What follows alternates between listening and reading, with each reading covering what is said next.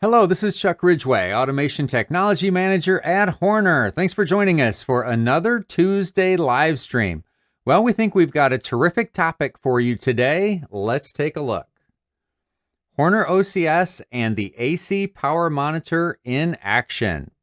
Well, today's topic is one that we were planning on showing you last month. As a matter of fact, we even scheduled it. But then I realized that showing the AC Power Monitor in action in a real-world application would be more interesting and certainly more informative than just showing it to you on the bench. So that's what we're going to do. We're going to take you inside the Horner factory during the demonstration portion of today's program, and we're going to show you the AC Power Monitor in action. So that should be fun. Now, as a bonus, we're also going to preview during the demonstration period, we're going to preview a new product that we'll be releasing late this year or later this year that you're going to want to see. So it's a new OCS all-in-one controller with some cool new capabilities that we're also going to be showing off as a preview in the demonstration portion of our program. Okay, so we've got a lot of fun planned for today. Let's take a look at how we're breaking down today's topic. Okay, so we're going to start out with what is the Horner AC Power Monitor. We're going to talk about example applications. Where would you want to use it? We're going to show you the wiring and the connections that need to be made for the application. We're going to talk about setup in Cscape. We're going to talk about some of the power data and the energy data that you get back from the AC Power Monitor. And as I've mentioned in the opening, we're going to do a real-world demonstration at the Horner factory. Okay, so what is the Horner AC Power Monitor? Well, it is, as we call it, the ACM300, which is an AC Power Monitor that is part of the SmartBlock I/O family. It can talk to any Horner OCS over C-SCAN. Now, for most of you who are familiar with the Horner products, you know that we have a variety of remote I/O products, including OCS I/O, Smart Sticks, Smart Rail, and SmartBlock. So the ACM300 is part of the SmartBlock family, and it can be used to measure power quality and energy usage for a three-phase power circuit. Now, it's not used for single-phase power, so it's three-phase power only. So what are some applications in which this product can be really attractive? Well, let's start if you're an OEM machine builder. So you're providing some sort of machine that's used probably in the manufacturing of a product in a factory, as an example. And if you add the ACM to your machine, now suddenly you can monitor the input power quality for your machine. You can also measure and publish for your customers' use the energy usage of your machine as well. So that's a pretty attractive capability of the ACM. If you're an end user, in other words, you're not building machines, but you're actually using machines in a manufacturing environment, you're going to be using energy all over the plant, whether that's for HVAC or whether that's for turning motors for the purposes of manufacturing or whatever the case may be. You're going to be using energy all over the plant. So what you could do is you could place these ACM power monitors in different locations throughout the plant, measuring the energy usage used in that portion of the plant, maybe for the purposes of energy savings, maybe for the purposes of cost allocation, or both for that matter. So plenty of good applications for the ACM power monitor, whether you're an OEM or whether you're an end user. Okay, now let's talk about the types of connections that you need to make with the ACM300 for power monitoring. Well, first of all, to monitor current, you need to connect current transformers. So the ACM300 has 5 amp current inputs, and really one of the very most common secondary ratings for a current transformer is 5 amps. So those are very commonly found out there. And so maybe you've got a 100 amp circuit you're going to monitor, maybe it's a 500 amp circuit, whatever the case may be. You're just going to get a current transformer that takes the appropriate current level for your application and reduces it down to 5 amps so it can be connected to the ACM300. And of course, because the ACM300 is used in three-phase power applications, usually, and we'll talk about this in detail in a few minutes, usually that means 3 CTs, but not always. Now, in terms of monitoring voltage, the ACM can handle up to 600 volts of direct connection. So let's say you've got a 480 volt circuit that you want to monitor. You don't need any kind of transformer to take that 480 volts and connect it to the ACM300. You can just connect it directly, anything under 600 volts.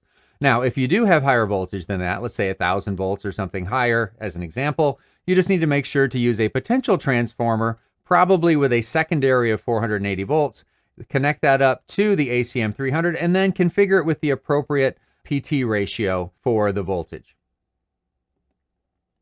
Okay, now the types of energy data and power quality data you're going to be getting out of the ACM300 that it's going to be reporting over Cscan are shown on your screen there. So voltages and currents, frequency, power factor, kilowatt hours, the wattage at any given second, apparent power, reactive power, peak voltages and current, all those are reported on a regular basis. So lots of useful information that the ACM300 can provide for a three-phase circuit. All right, now let's take a look at some of the different three-phase circuits that can be used with the ACM300. So let's start with 4-wire Y. Now this is a very common commercial building service, would be provided as a 4-wire Y. So with a 4-wire Y, you effectively have the ability to provide two different voltages, one voltage between the legs and another voltage from the legs to the neutral.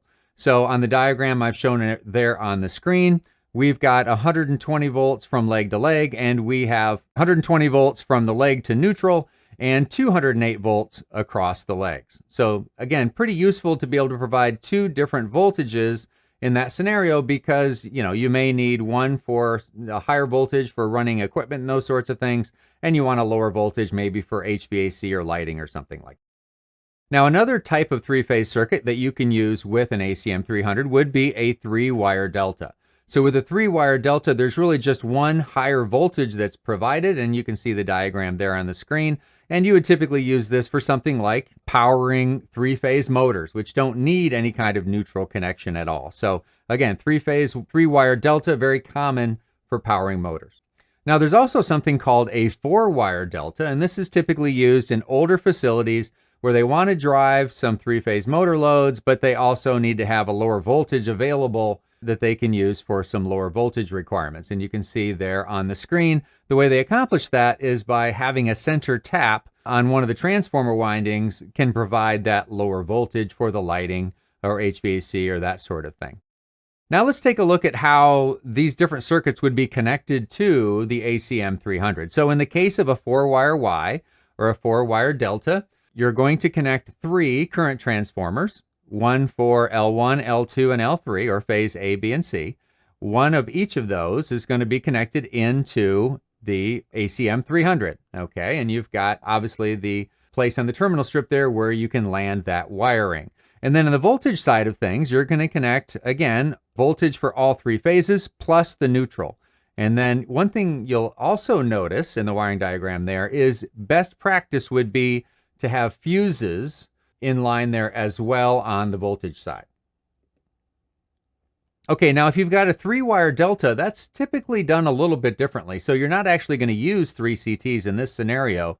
You're only going to put CTs across the first 2 phases, and you're going to calculate the current on the 3rd phase. Now in the case of the voltages, you can see how those are connected. That looks the same for L1, L2, and L3, except you'll notice that on L3, that is jumpered to the neutral. So you're going to get 0 volts reported on the neutral. And I misspoke earlier. It's the phase C voltage that you're going to be calculating, not the current. You'll be calculating the phase C voltage based on that equation, based on the voltages from the other 2 phases. All right, now let's talk about how we need to configure the ACM300 in Cscape. Now, the ACM300 is part of the SmartBlock remote I/O family, which means it's like adding a remote I/O block. So to add remote I/O to an OCS system, you go to the hardware configuration section of Cscape, and then you select where you want to add the I/O. Now, in the case of the ACM300, you're going to be adding it to a Cscan network. In the case of, let's say, an XL4 Prime that has a single CAN network, you're going to select the one tab that's available for CAN. In the case of, let's say, an XL7 Prime that is shown there on the screen, you've got 2 CAN networks to choose from, and so you can choose either CAN 1 or CAN 2 in that scenario. Now, once you've selected your CAN network, now you're going to want to add a module. So you're going to press the Add button, and then you're going to be presented with several different tabs of remote I/O options, and you're going to want to choose SmartBlock because that's the family that ACM300 belongs to. And then you're going to select the ACM300 and press OK. Now notice on the list that there's also an ACM302 available. What is that? Well, an ACM302 is also a power monitor, but instead of just plain CTs, it uses Rogowski coils, which is a special type of CT, which can be very useful actually for retrofits because it's a lot easier to install a Rogowski coil because they're flexible after the fact than it is for, a rigid CT, whether that is a solid core or a split core, for instance. However, if you do want to use a system with Rogowski coils, the one trick to that is that you need to order the Rogowski coils and the ACM at the same time, and we would provide both of those to you, the set of Rogowski coils and the ACM, because they need to be calibrated for each other, or specifically, you need to use them as a match set, if you will. So that's the one caveat with Rogowski coils. But for the normal ACM300 that uses standard CTs, no such concern. Okay, so the next level of configuration when you're adding an ACM to a system is you have to allocate real-world I/O registers, if you will, to the module. And in the case of the ACM, it uses digital inputs, analog inputs, and digital output. It does not use analog outputs, at least not ones that are directly allocated for the purposes of I/O monitoring, for instance, okay? So if you're using register-based advanced ladder, the traditional register-based approach where every variable has to be mapped, then you would just use your traditional %AI, %AI, %I, and %Q values. So for instance, %AI 33 might be the starting register for your power data that's coming back as analog. Now, if you're using variable-based advanced ladder, with variable-based advanced ladder, you would use the built-in variable arrays that are mapped to real-world I/O. And remember, arrays are always zero-based. So the equivalent of mapping to %AI 33 in register-based is to assign AI 32, which is a zero-based array, in variable-based. Once you're done allocating the I/O registers to the ACM, then you're going to press the channel settings button. And from there, that's when you're going to go in and configure a few key things. So the first key thing you're going to want to configure almost every time is going to be your CT ratio, which I've highlighted there in the center. So almost certainly you're going to be using current transformers. And let's say you've got a 150 amp current transformer. That's a 150 amp primary with a 5 amp secondary. Well, 150 to 5 is equivalent to 30 to 1, so you would type 30 in as your CT ratio for each of your three phases. So that is an important piece of configuration that's required in just about every situation. Now, if you happen to be using higher voltages than, let's say, 480 volts, and you are using potential transformers, you're also going to have to enter in a non-1 value or a non-unit value for your potential transformer as well. Now, the other things that are available to be configured, for the most part, those are tied to the alarming capability that the ACM has. So the ACM can report alarms for high voltage, low voltage. It can be for you've had a zero cross that occur, or whatever the case may be. There's a variety of different alarm conditions, but those are all optional. So you can leave them all at your default if you choose, or you can go ahead and take advantage of that feature if you're interested in the built-in alarming capability in the ACM. Let's talk in a little bit more detail about that data interface, the real-world data interface between the ACM and your OCS. Okay, so the main AC power data that we're talking about, I showed you a chart of that a few slides ago. Things like the voltages and the currents and the kilowatt hours and those sorts of things, those all come back as real values. So yes, you had to map AI registers to them, which are by their nature integer, but the data is coming back in real format. Okay, so that's the way the data is coming back for those sorts of values. And then you've also got 20 bits of %I data or I data that you can think of as feedback data. That's where the ACM will enunciate any kind of alarm conditions that are occurring, like a high voltage or a low voltage, that sort of thing. And then you've got 24 bits going the other direction, output from the OCS to the ACM, that you would use for things like resetting the kilowatt hour counter, resetting alarms, those sorts of things. So those are the three different types of data that is allocated to that module. Okay, so taking a quick look at the three different types of data, there's the chart from the user's guide that shows the power data coming back, again, in real format. the feedback bits or status bits coming back. All right, a whole variety of different alarms and other conditions can be enunciated there. And then the bits going back the other direction, and there's 2 or 3 that we're really highlighting. One is the 17th bit is used to turn on a built-in Form C relay that's available in the ACM300. So you might use the ACM300 as a load shed device. In other words, you might be monitoring power, and then you may want to use the built-in Form C relay to turn a load off at critical times of the day or night, or to turn it on if that's the case. And so you can use that 17th bit of the Q data to the ACM to make that happen. And then there's a couple other key bits that I've highlighted there. One that effectively resets the kilowatt hour accumulator, and another one that is used to kind of reset the status alarms, if you will. Now, you'll notice during our demonstration a little bit later, since we pre-recorded it, that I forgot about the reset of the kilowatt hour. So you'll see an interesting little side effect of my installation in the factory. But we'll take a look at that in a little bit later. Okay, now that we've seen the data coming back and the data that needs to go to the ACM, now it's time to create variables to map between our program, our logic program, and the ACM itself. Okay, so when the data is coming in, it's coming in AI registers, which again, by their nature are integers, but it's going to be coming back in real format. So if you're using register-based advanced ladder, you're just going to be mapping every other register because, again, the data is in real format, and everywhere in your program, you're going to be referencing real type operators on your screen, real math, whatever you may be using the data for.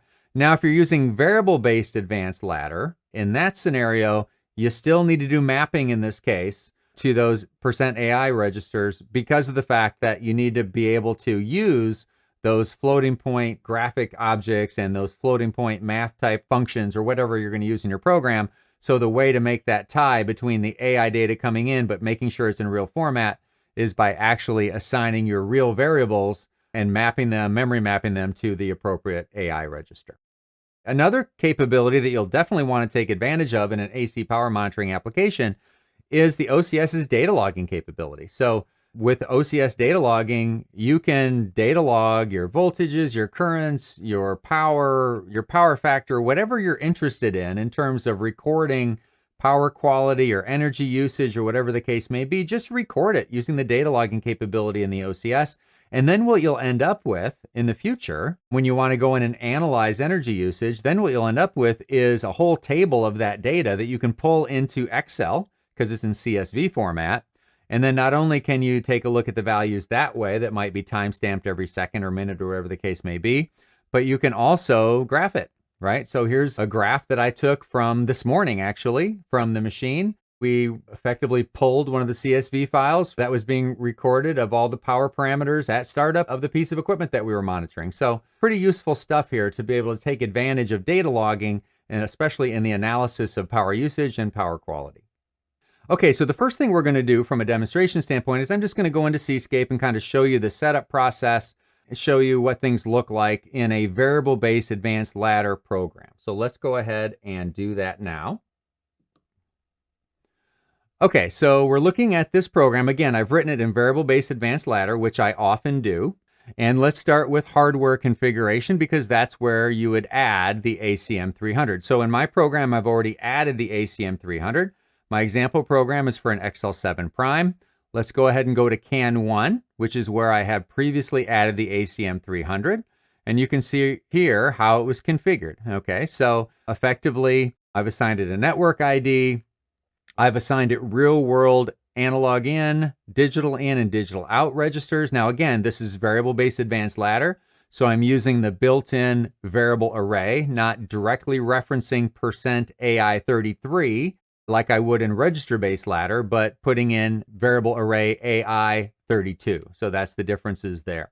And then in terms of the other detailed configuration, as I double-click here, and then I also press channel settings, here's my settings for my application. So in my case, I pretty much left everything at default except for the CT ratio. Okay, I went ahead and plugged in the appropriate CT ratio and I left everything else at default. And I was monitoring a 480 volt system, so therefore I didn't have a need for potential transformers, for instance. And I also did not take advantage really of any of the built-in alarming in my example application. A couple other things that you can do here. You can decide which of the 3 phases you want to base your frequency measurement on. And then you can decide whether you want to report frequency or whether you want to report period for that parameter as well. So some additional configuration available there. All right, so that's the configuration on the ACM side of things. Now let's take a look at the variables that I created. Again, this is variable-based advanced ladder. So down here under my program variable table, this is where we start with the variables that I assigned for the power data coming back. So volts A, B, and C, amps A, B, and C, and notice they're in real format because that's the data format. And I did need to go ahead and map those, memory map those to the appropriate real-world memory locations. Now, when I do the I/O configuration, I always reference using the variable array for the real-world addresses.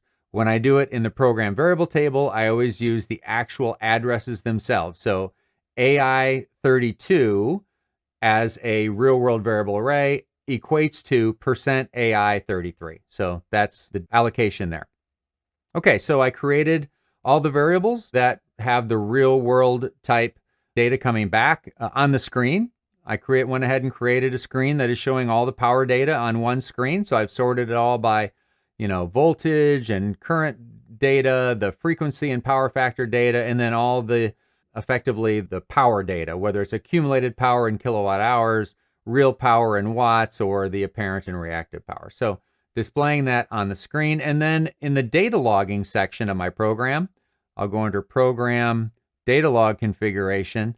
I set up a data log called ACM Data, and then I added to that all the different power data that I wanted to log, and I set it up to, under Group Attributes, to log every second. So I'm just going to log that data every second. So that can be pretty darn useful. And remember, with a 32 gigabyte card or even a 4 gigabyte card, I'm not going to fill up that card anytime soon. And I'm not dealing with one huge file, because every time I log on a per second basis, the OCS will automatically create a new file every hour. So I now have these nice files in 1 hour chunks. So it's very easy for me to find this morning the file from 7 a.m. to 8 a.m. because a new file is created at the top of every hour.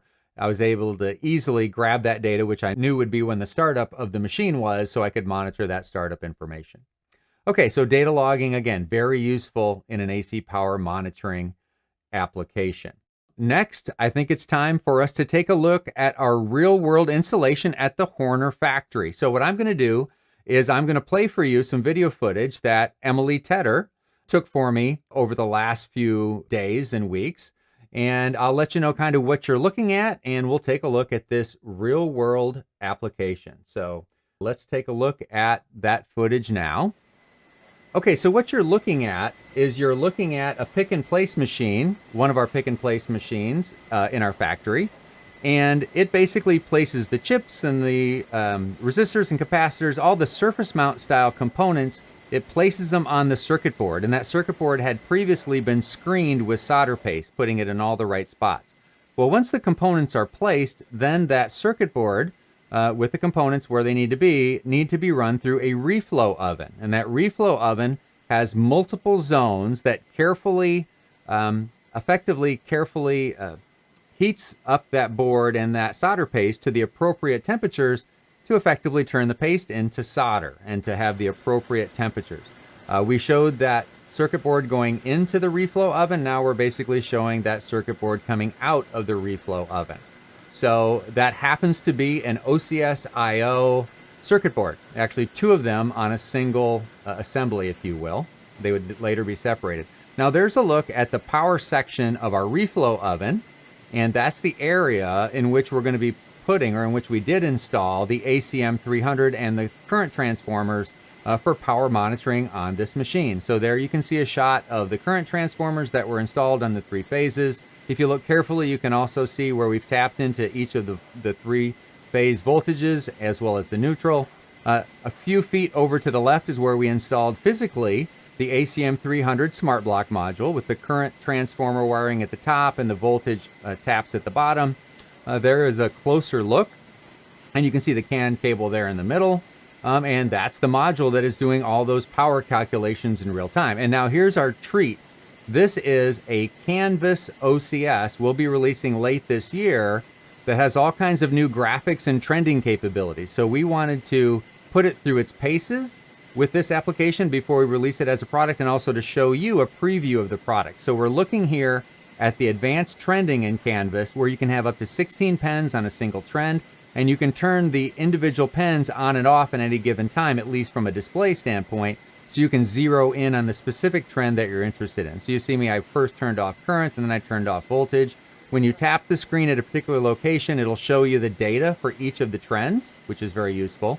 You can have multiple axes. On the left, we have voltage. On the right, we have current. Okay, going up the y-axis. Of course, across the bottom is time, if you will. So that's the new trending capability. Really cool in the Canvas. Here we're showing the removable media object, where instead of looking at a list of 8.3 files, you can actually see icons representing folders or files along with the full file names that can be used in much longer format as well. Okay, now let's go to my first screen where I made a few mistakes. Keep in mind I programmed this screen without necessarily knowing what the values were going to be on a weekend when the machine wasn't running. So my current meters are scaled 0 to 50 amps when the machine draws more current than that on each phase, so that wasn't great on my part.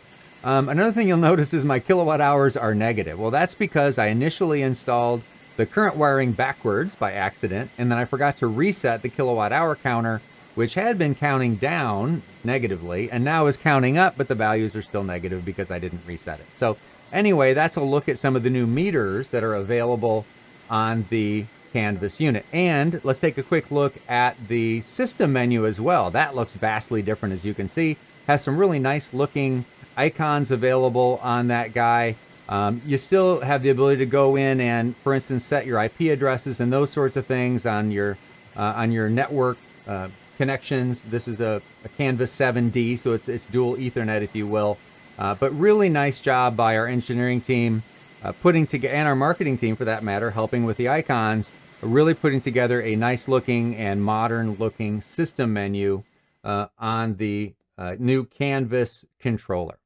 That was our real world example of using the ACM300 in action. And in this case, with our new Canvas unit, which we'll be releasing late in the year, and it gives us a chance to really put some of those new features through their paces, even before we get the product out into the field to our beta testers who will be getting it relatively soon. Okay, let's go ahead and wrap up our topic for today. The Horner ACM300 Power Monitor is a great option for monitoring energy usage as well as power quality in applications using three-phase power. It is not to be used in a single-phase application. Another thing to keep in mind, if you do need information in terms of harmonics, the ACM300 does not report harmonic information. So if harmonics are critical in your application from a monitoring standpoint or a power quality standpoint, the ACM300 wouldn't be an appropriate choice. It's important to note that as well. We want you to use our products to really help you do what you need to do, but if they're not going to do it for you, we want you to know that as well. All kinds of measured values coming back from the ACM. We showed voltage and current and power factor and all that sort of important energy and power quality data. And definitely, if you're going to do AC power monitoring, take advantage of the OCS data logging feature. In just a few minutes, you'll have it set up and be able to get all kinds of great information for graphing in Excel to take a look at your energy usage and your power quality. Okay, this is the part of the program where I remind you we're here every Tuesday at 2 o'clock, whether we're fully live or maybe even fully pre-recorded if I'm traveling or something like that. But regardless of the situation, we're always showing a new video every Tuesday at 2 o'clock with somebody standing by to answer your questions in the chat section. If you're watching on replay, like a lot of you do, give us those questions and comments in the comment section, and we'll get those responded to very quickly. We're celebrating this year our 10th year of Horner lighting products, so check out their videos alongside the Horner automation content on the Horner YouTube channel. Now, in terms of training, a lot of you like to take advantage of the factory training at Horner. We've got basic OCS training coming up in July and advanced OCS training in August. There are still seats available, so take advantage. We get great feedback on training. Nate and his team do a terrific job training, so take advantage of that. It's very cost effective, and you get special deals on Horner equipment, so you can even get a half-price Horner OCS for your benchtop use, for instance. Next month is basically here, right? This is just about the last day of May, almost at least, and we've got 4 more events coming up for you in June. We're going to be sending out a newsletter announcing those events as soon as I tell Marcy what the heck they are, right? She's waiting on me for that, but no worries. I've got a long list of content. I'll pick 4 of those and we'll get those posted here in the upcoming days. Now, if you have not subscribed to our channel, don't hesitate to do so. It doesn't cost anything. And if you choose notifications when you subscribe, you'll be notified every time we go live or every time we post a new video. Now, I have a little saying I do at the end here. There's nothing, I had to come up with something a while back. What is the saying? Now I'm going to forget it, right? Let's all get out there and do us some good. That's kind of what usually my tagline. And I had somebody ask me on LinkedIn this week, are you asking people to go do good? Or are you asking people to be good at what you do? So let me explain it just for a minute here. Really, it can apply to anything you do, whether you're talking work related or whether you're talking, your personal life. It's intended just to go out there and do some good in the world to make things better.